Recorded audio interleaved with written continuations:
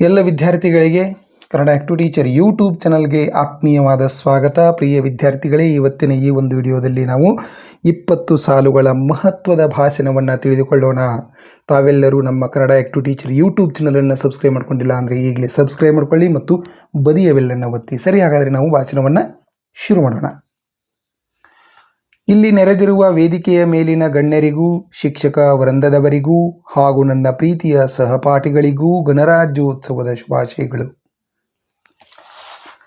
ಇಂದು ನಾವು ಭಾರತದ 77ನೇ ಗಣರಾಜ್ಯೋತ್ಸವವನ್ನು ಅತ್ಯಂತ ಹೆಮ್ಮೆ ಮತ್ತು ಸಡಗರದಿಂದ ಆಚರಿಸುತ್ತಿದ್ದೇವೆ. ಪ್ರತಿ ವರ್ಷ ಜನವರಿ 26ರಂದು ಆಚರಿಸಲಾಗುವ ಈ ಹಬ್ಬದ ಅಥವಾ ಈ ದಿನವು ಪ್ರತಿಯೊಬ್ಬ ಭಾರತೀಯನ ಪಾಲಿಗೆ ಅತ್ಯಂತ ಮಹತ್ವದ ದಿನವಾಗಿದೆ. 1947ರ ಆಗಸ್ಟ್ 15ರಂದು ನಮಗೆ ಬ್ರಿಟಿಷರಿಂದ ಸ್ವಾತಂತ್ರ್ಯ ಸಿಕ್ಕರೂ ನಮಗೆ ಆದ ಸ್ವಂತ ಕಾನೂನುಗಳು ಇರಲಿಲ್ಲ. ದೇಶವನ್ನು ಮುನ್ನಡೆಸಲು ಪ್ರಜಾಪ್ರಭುತ್ವದ ತತ್ವಗಳನ್ನೊಳಗೊಂಡ ಸಂವಿಧಾನವನ್ನು ರಚಿಸುವ ಅವಶ್ಯಕತೆ ಇತ್ತು.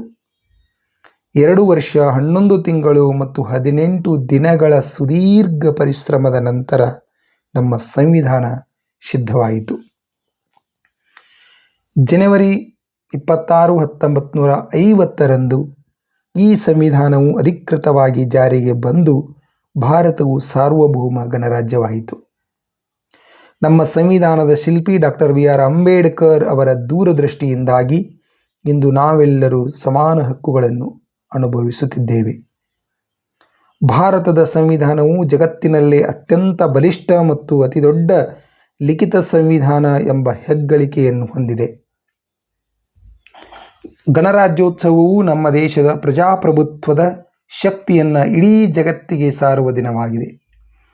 ಇಂದು ದೆಹಲಿಯ ಕರ್ತವ್ಯ ಪಥದಲ್ಲಿ ನಡೆಯುವ ಪರೇಡ್ ಮತ್ತು ಸಾಂಸ್ಕೃತಿಕ ಪ್ರದರ್ಶನಗಳು ನಮ್ಮ ದೇಶದ ವೈವಿಧ್ಯತೆಯನ್ನು ಪ್ರತಿಬಿಂಬಿಸುತ್ತವೆ. ಈ ಶುಭ ದಿನದಂದು ನಮ್ಮ ದೇಶದ ರಕ್ಷಣೆಗಾಗಿ ಗಡಿಯಲ್ಲಿ ಹೋರಾಡುವ ವೀರ ಯೋಧರಿಗೆ ನಾವು ಮನಪೂರ್ವಕ ಸಲಾಂ ಎನ್ನಬೇಕು.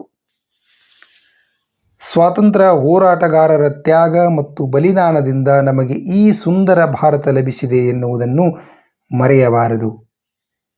2026ರಲ್ಲಿ ಭಾರತವು ಕೇವಲ ಜನಸಂಖ್ಯೆಯಲ್ಲಿ ಮಾತ್ರವಲ್ಲದೆ ಕ್ರೀಡೆ, ಬಾಹ್ಯಾಕಾಶ ಮತ್ತು ತಂತ್ರಜ್ಞಾನದಲ್ಲೂ ಅಗ್ರಸ್ಥಾನಕ್ಕೇರುತ್ತಿದೆ. ನಮ್ಮ ದೇಶವು ವಿವಿಧ ಧರ್ಮ, ಭಾಷೆ ಮತ್ತು ಸಂಸ್ಕೃತಿಗಳನ್ನು ಹೊಂದಿದ್ದರೂ ನಾವೆಲ್ಲರೂ ಒಂದೇ ಎಂಬ ಭಾವನೆ ನಮ್ಮನ್ನು ಬೆಸೆದಿದೆ. ಸಂವಿಧಾನವು ನಮಗೆ ನೀಡಿರುವ ಮೂಲಭೂತ ಹಕ್ಕುಗಳ ಜೊತೆಗೆ ನಮ್ಮ ಕರ್ತವ್ಯಗಳನ್ನು ಪಾಲಿಸುವುದು ಕೂಡ ಅಷ್ಟೇ ಮುಖ್ಯ. ಸ್ವಚ್ಛತೆ ಕಾಪಾಡುವುದು, ಪರಿಸರ ಸಂರಕ್ಷಣೆ ಮತ್ತು ಕಾನೂನು ಗೌರವಿಸುವುದು ಪ್ರತಿಯೊಬ್ಬ ನಾಗರಿಕನ ಆದ್ಯತೆಯಾಗಬೇಕು. ಯುವ ಜನತೆಯಾದ ನಾವು ಶಿಕ್ಷಣ ಮತ್ತು ಶಿಸ್ತಿನ ಮೂಲಕ ದೇಶದ ಅಭಿವೃದ್ಧಿಗೆ ಕೈಜೋಡಿಸೋಣ. ಬನ್ನಿ, ನಾವೆಲ್ಲರೂ ಸೇರಿ ಭಾರತವನ್ನು ಸಮೃದ್ಧ, ಶಾಂತಿಯುತ ಮತ್ತು ಶಕ್ತಿಯುತ ರಾಷ್ಟ್ರವನ್ನಾಗಿ ಮಾಡಲು ಸಂಕಲ್ಪ ಮಾಡೋಣ. ಇಂತಹ ಸುಂದರ ದೇಶದಲ್ಲಿ ಹುಟ್ಟಿದ ನಾವೇ ಧನ್ಯರು. ಈ ದೇಶದ ಏಕತೆ ಮತ್ತು ಅಖಂಡತೆಯನ್ನು ನಾವು ಸದಾ ಕಾಪಾಡೋಣ. ಜೈ ಹಿಂದ್, ಜೈ ಕರ್ನಾಟಕ, ಭಾರತ್ ಮಾತಾ ಕಿ ಜೈ.